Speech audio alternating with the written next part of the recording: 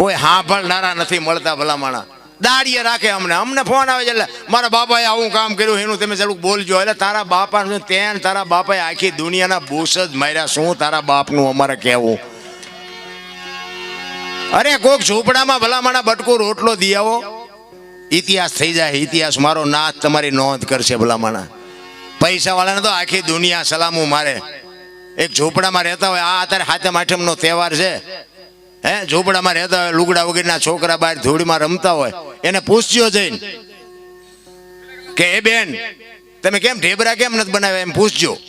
એટલે એ બેન એમ કે ઘરમાં થોડાક પૈસા હતા ને એ લોટ ને ગોળ લઈ આવ્યા, તેલના પૈસા નહોતા ને એટલે ઢેબરા નથી બનાવ્યા.